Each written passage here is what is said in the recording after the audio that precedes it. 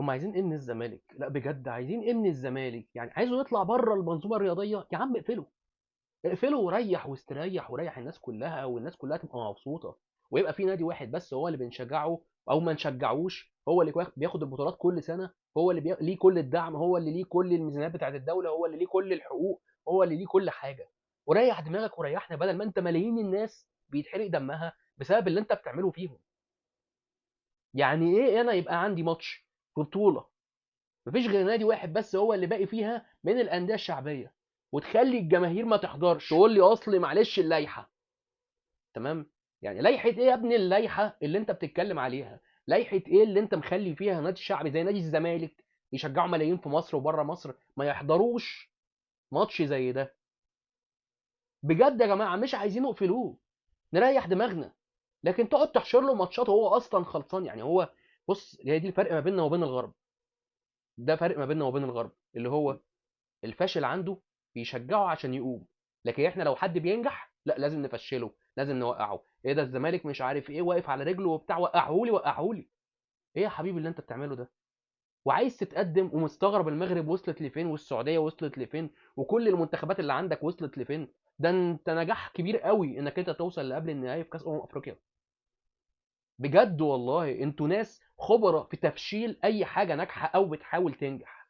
يلا على الماتش. السلام عليكم ورحمه الله وبركاته، اخباركم ايه؟ يا رب تكونوا بخير. معلش المقدمه كانت فيها شويه زعيق وعصبيه وحاجه تقرف بصراحه. يعني هو الواحد اصلا كان عايز يطلع يقول الكلام ده من قبل الماتش ما يبدا.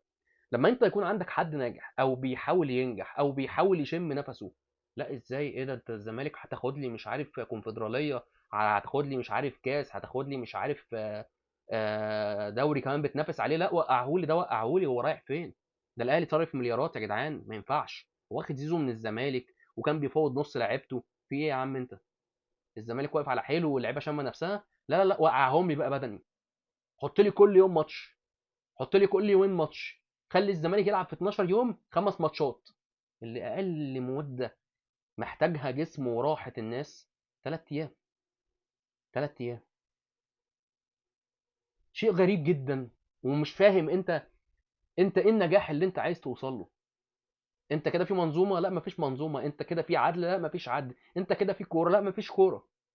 حتى اللعيبه دي هتخش في اصابات بعد كده. انت ليه بتعمل كده؟ وقبلها برضو البيه احمد دياب رئيس الرابطه طالع بيتكلم وبيقول لك لا ما عندناش مشكله ان احنا نعمل نلعب في نهار رمضان، او سوري في شهر رمضان، نلعب ماتشات في اول يوم رمضان. يا عم اصبر، يا عم اصبر. رايحين كاس عالم وانت رايح تاخد كاس العالم بذمتك انت؟ يعني ايا كان اللي بيتابعني او شايفني، انت شايف نفسك انك انت كمشجع لمنتخب مصر؟ انا اتمنى ان بلد تاخد كاس العالم، بس حسابيا كده بمدرب زي حسام حسن. انت شايف ان انت ممكن توصل حته بعيده؟ انا اتمنى، انا اتمنى.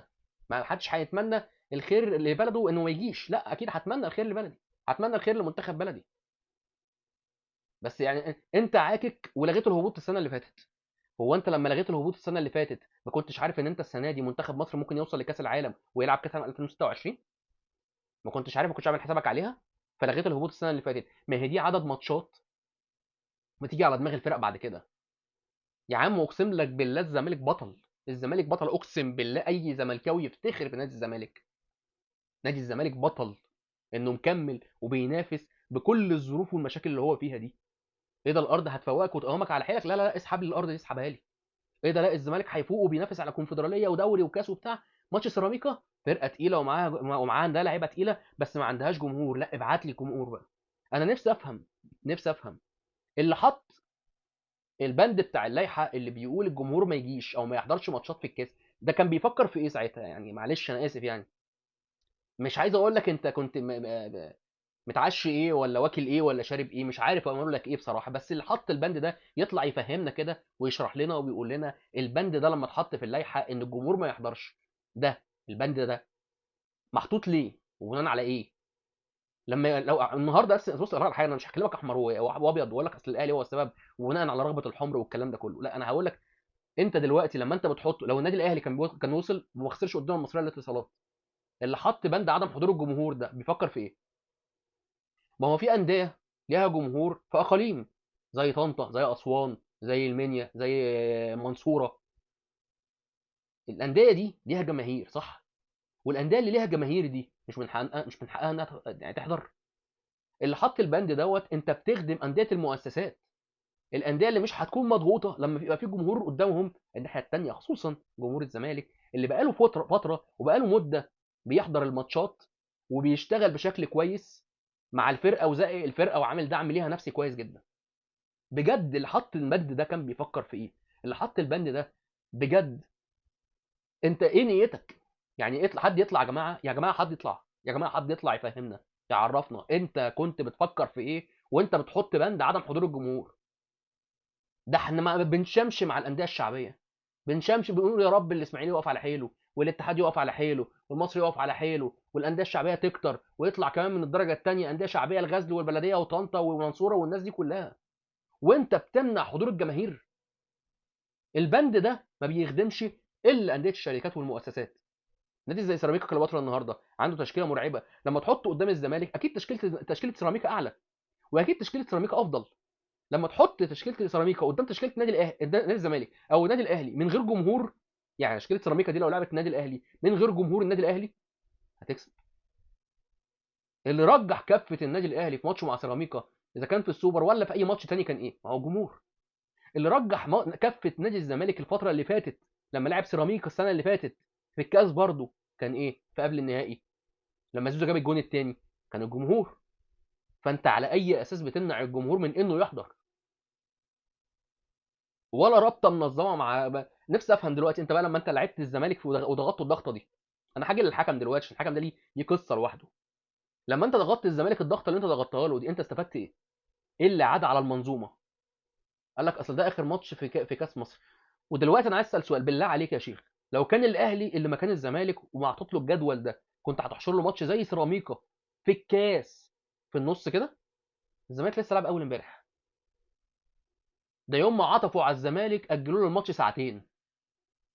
ده الزمالك واخد اقل من يومين راحه، اقل من يومين راحه. اللي هو هيعمل استشفاء امتى وهيدرب امتى وهيعالج اخطاء امتى وهيعمل امتى وهيعمل روتيشن امتى. عشان كده قبل الدخول في اي فنيات انا عايز جمهور الزمالك يفهم حاجه، انت عندك جهاز فني محترم، معتمد جمال راجل محترم لعب على قد الكواليتي اللي عنده. هتقول لي يا اسلام طب ما هو لعب بعمر جابر النهارده، ما هو ده الورق اللي معايا يا حبيبي.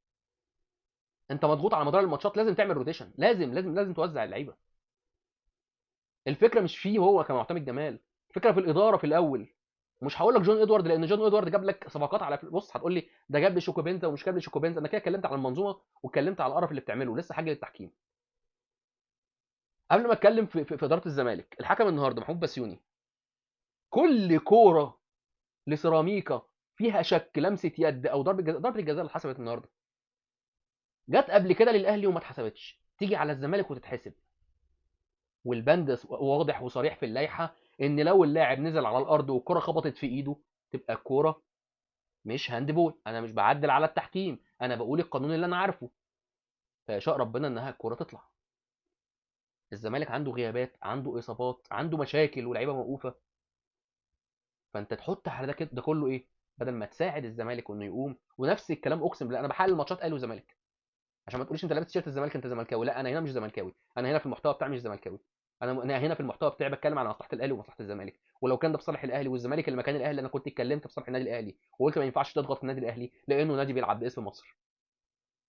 لكن يبقى النادي عندك بيلعب باسم مصر وانت بتعمل فيه العمايل دي كلها، انت عايز ايه؟ انت عايز ايه؟ عايز الزمالك يطلع من الكاس اهو يا عم مبروك عليك. شوف بقى مين اللي هيفرح في المنظومه، رئيس اتحاد كوره ولا رئيس رابطه ولا رؤساء انديه تانية ولا مين بالظبط اللي هيفرح في خروج الزمالك من بطوله الكاس دلوقتي؟ هو ده اللي انت كنت عايزه؟ هو ده اللي انت طلعت بيه؟ حاجه غريبه جدا، حاجه مقرفه جدا، حاجه مش عارف اخرها ايه. حكم زي محمود بسيوني حكم موقوف قبل كده عالج اخطائه، جربته في ماتشات تانية عشان يحكم ماتش في نهائي ماتش في كاس مهم ما بين اول الدوري وثاني الدوري. انا عمري بص ما هلوم على معتمد جمال النهارده. لو انت داخل شايف ان انا هلوم على معتمد جمال، لا انا مش هلوم على معتمد جمال. لسه الحكم لسه هنتكلم عليه. الحكم محمود بسيوني معلش انا لسه حابه شويه مع بعض في الحكم محمود بسيوني ده، لان الموضوع بالنسبه لي بص في فرق ما بين الاخطاء اللي هي تقديريه اللي هي ممكن حكم يحسبها وحكم ما يحسبهاش، خطا صعب خطا فيه بتاع فاهم انت؟ اللي هو بيبقى حاجات صعبه جدا، تقديرها صعب جدا، زي مثلا التسلل بتاع برشلونه. تمام، حاجه صعبه جدا، 4 5 6 لعيبه موجودين، مع لعيبه 4 5 6 من لعيبه من الفرقه الثانيه، فصعب ان انت فاهم انت تبقى في حاله جدليه ليها تقديرات مختلفه، ممكن تلاقي تقديراتها مختلفه حتى من حكام تانية. لكن لما تبقى كوره تحت ايده، نازل على الارض، باين الراجل نازل عايز يعمل ايه، باين الماتش رايح في، بص انا مش هخش في نوايا ولا هتهم حد بحاجه، بس بتبقى انت باين قدامك انت واخد اتجاه معين، في حكم بيبقى نازل واخد اتجاه معين، في حكم لا اللي قدامي هحسبه. يا راجل ده احنا حكام افريقيا بالنسبه لنا بقوا بجد احسن.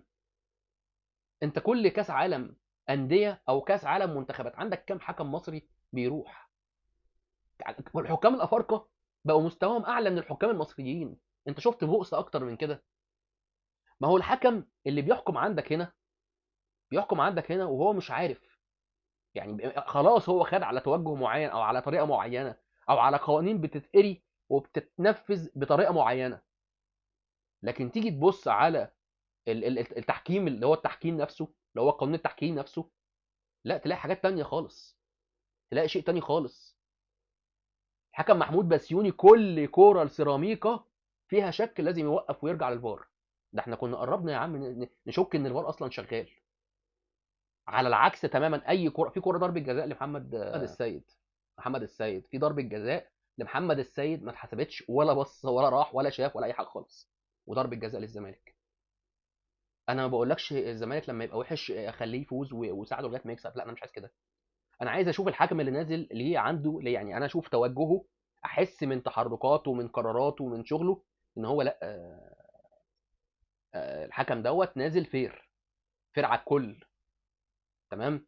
لكن لما تشوف حكم شايف الوان، شايف الوان حكم معين، ما بتكلمش على الحكم محمود بسيوني او بتكلم على غيره او بتكلم عليه، خد كلامي انا بتكلم دلوقتي بشكل عام. الحكم بيبقى نازل باين، باين من اول 3 4 قرارات، باين، باين من اول قرار جدلي. لو في تحكيم، لو في سوري لو في جمهور، هقول لك ماشي يا عم، اصل الجمهور موجود، وعشان الجمهور موجود فضاغط على الحكم، فالحكم مش عارف ياخد قرارات، مش عارف يشم نفسه. لكن مفيش جمهور والماتش هادي ورايق، جهازين فنيين وفرقتين واحتياطي وشكرا. يعني مراقب الماتش اصلا لا هيروح ولا هيعمل اي حاجه خالص، قاعد بيشرب افوكاتو بره. تمام. لكن هتقول لي الحكم مضغوط، لا، في حاجات، بص في حاجات جدليه، جدليه حتى روح شوفها، ما تحسبهاش، ما تحسبهاش، هي مش صح، هي مش ضربه جزاء، هي مش ما تحسبهاش. مش هقول لك احسب حاجه وهي هي مش صح، بس هقول لك على الاقل روح شوفها، على الاقل ورينا، ما يمكن تكون لصالح الفرقه فعلا، وممكن يكون اللاعب بيمثل فياخد انذار. لكن انت ما بتروحش اصلا، ما بتروحش اصلا، ما بتقولهمش في السماعه جهزوا لي اللقطه انا عايز اشوفها فيها شك. طب انا حاسب مين؟ حاسب محمود بسيوني الحكم، ولا حاسب الفار، ولا حاسب المنظومه اللي حشرت ماتش، ولا حاسب مين بالظبط؟ النهارده انا لا هحاسب لعيبه الا كام لاعب، ولا هحاسب معتمد جمال خالص، خالص، راجل الله يكون في عونه. واي مدرب عنده عقل قدام تشكيله سيراميكا اللي موجوده دي، اللي هي عباره عن الاهلي به، وعباره عن بواقي بيراميدز زي فخر الرقاي وبوبو، انا اقول لك اه لازم الفرقه دي لا. لكن انا بتكلم دلوقتي خلاص، انا خلصت الحكم محمود بسيوني واتكلمت على المنظومه، واتكلمت على موضوع احمد دياب وموضوع اللعب في شهر رمضان في اول يوم. معرفش انت لما تنقل الماتش من اول يوم لتاني يوم ايه اللي هيحصل، يعني ايه اللي هينهار في الكوكب ساعتها. دي حاجه، يعني دي حاجه انسانيه ملهاش علاقه بقى بالاداره والقرارات والمجالس والرابطه والاتحاد مالهاش دعوه بالكلام ده كله.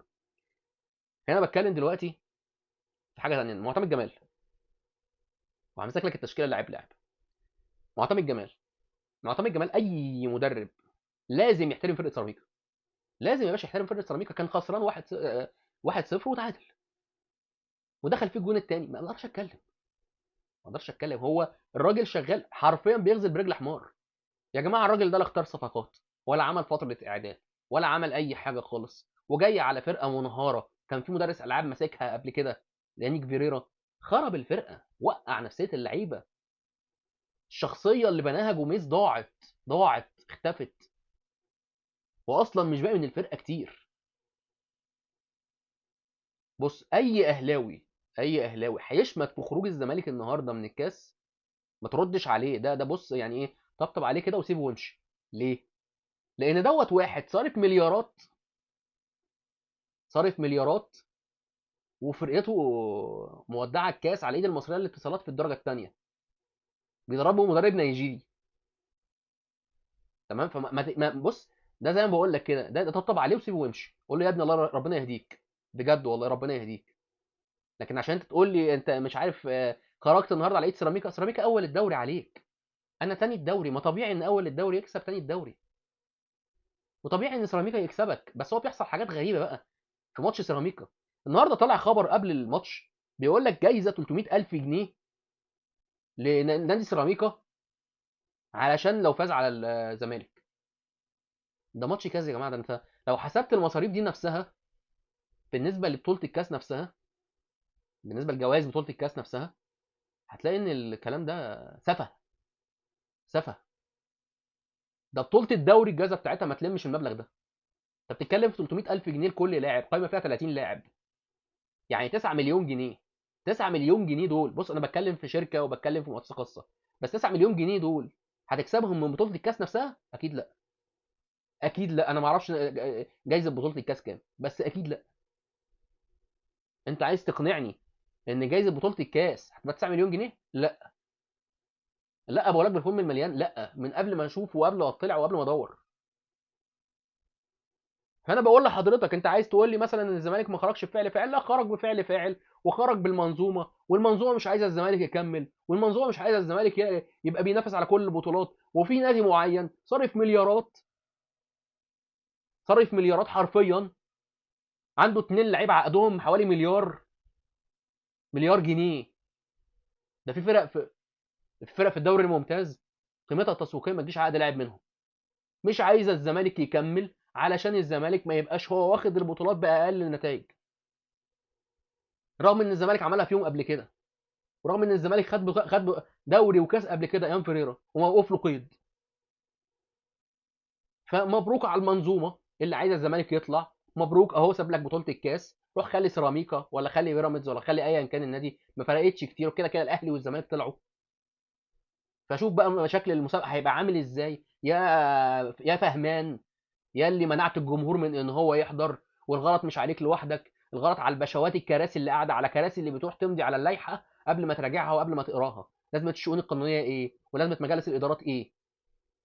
هو انت ايه؟ اها، هتدوشني ليه يا اخي؟ اها، وتقوم ماضي؟ تضيع حق ناديك وبتضيع حق منظومتك. الراجل اللي مضى، او الشخص اللي مضى على لائحه بتمنع الجمهور انه يحضر من نادي الزمالك، لابد من احالته للتحقيق. لو كان رئيس النادي نفسه، انا لا استثني احدا من مجلس الفشل، ايا كان الشخص اللي مضى على اللائحه بعدم حضور جمهور، ده لابد من احالته للتحقيق قبل ما تفكر في اسباب الهزيمه ايه. الدنيا كلها، اي حد متابع الكره المصريه عارف ان جمهور الزمالك هو اهم سلاح موجود لنادي الزمالك، غير شعاره وتاريخه، ولا مجلس اداره، ولا مدير رياضي، ولا اي مسؤول ايا كان. اللي وقع عليها على اللائحه دي لابد من احالته للتحقيق، والشخص ده يتشال من مكانه. لان دي يعني بص، في خطا مقصود، ده خيانه. خطا مقصود اتضرر بيه مكان، ده خيانه، خيانه امانه على الاقل يعني.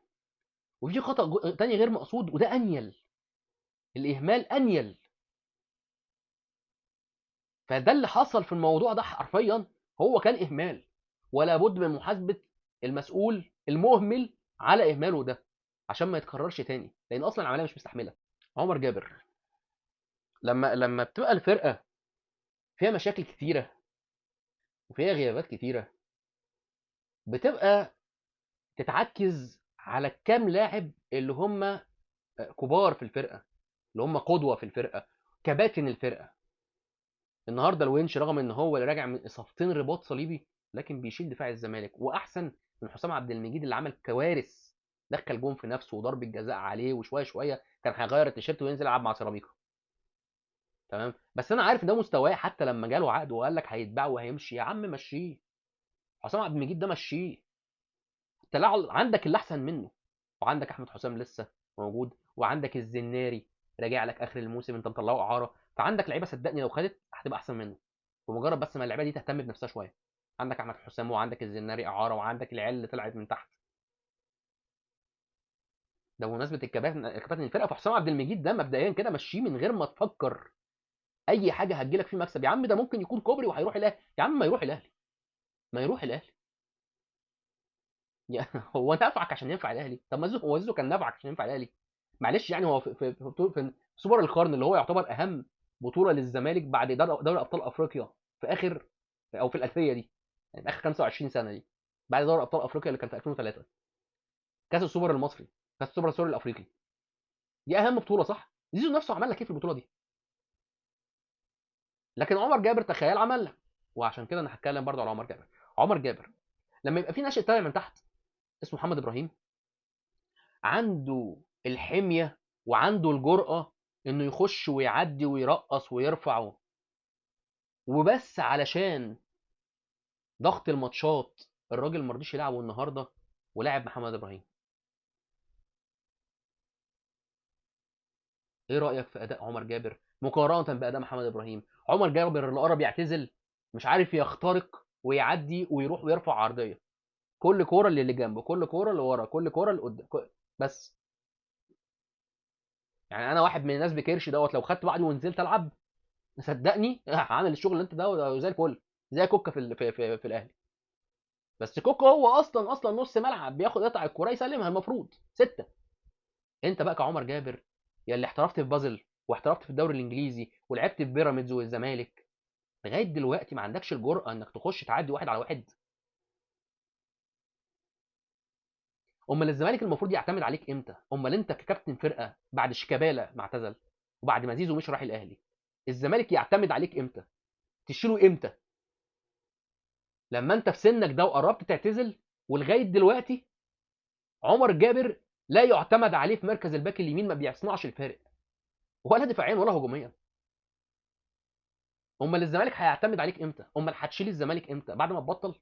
يمكن يبقى مدرب ولا حاجه والزمالك يعتمد عليه. حاجه صعبه يعني. مجلس اداره الزمالك، وهقول مجلس اداره الزمالك لما حاجه اتكلم على بنتايج ليه، بسببين. اول حاجه، مجلس اداره الزمالك هو اللي المفروض يوفر الفلوس للعيب زي بنتايج، وبالتالي يفضل الراجل في الفورمه طول ما الراجل معاك ملتزم بعقد، مدته شغاله، فلوسه موجوده، ما يقدرش يعمل معاك مشكله، ما يقدرش. هو اللي هيتحط فيها، وهو اصلا محترف وساب بلده وسافر علشان الفلوس. فلما ما توفرلوش فلوس، فاللعيب يتمرد عليك، فاللعيب يهدد فسخ عقده، فاللعيب يكلم حماه، فيحصل الفونكيشه دي كلها علشان ايه؟ عشان الفلوس، عشان الفلوس في الاخر. خد فلوس ورجع لعب صح. انت حرمت الزمالك قد ايه من بنتاج؟ بقالك قد ايه حارم الزمالك من بنتاج؟ كتير، كتير. فما اقدرش الوم بنتايج، وما اقدرش الوم اي لعيب في الفرقه بيطلب فلوسه، خصوصا المحترفين. يا باشا هو المفروض اصلا ما حدش يستحملك، ما حدش حد مجبر انه يستحملك. يستحملك ليه؟ معلش يعني، انت ابوه ولا امه؟ انت راجل اللي بينك وبينه، ده راجل اللي بينك وبينه عقد، اللي بينك وبينه فلوس، هشتغل معاك مده هتديني فلوسي. وخصوصا المحترفين، يعني اللعيبه مثلا اللي موجوده عندك، الونش مش عارف عمر جابر مش عارف مين، اللعيبه ديت عادي ممكن تستنى. معتمد جمال مثلا مش عامل عقد، عشان كده ما اقدرش اتكلم على معتمد جمال. كتر الف الف الف خيره، ده عامل معجزه اصلا ان هو واصل بالفرقه دي لغايه دلوقتي مركز تاني وينافس على الكونفدراليه وصعد كتر الف الف خيره. ما عندوش كواليتي. تشكيله سيراميكا اقوى منه، تشكيله سيراميكا اللي بيلعب بيها النهارده اقوى منه، هي اول الدوري. تشكيله الاهلي طبيعي اقوى منه، تشكيله بيراميدز طبيعي اول من قبل يعني اقوى منه، تشكيله البنك الاهلي اقوى منه، تشكيله زد اقوى منه، اغلب الفرق اقوى منه. كتر خير خير خير، وان الراجل مكمل لغايه دلوقتي مع الزمالك ومكمل بالشكل ده وشغال في الزمالك من غير عقد. لكن الراجل المحترف هيستنى عليك ليه؟ الله المستعان. هارد لك لنادي الزمالك. جمهور نادي الزمالك. ان شاء الله اللي جاي احسن. يا رب المنظومه تكون مرتاحه. شكرا لكم. السلام عليكم.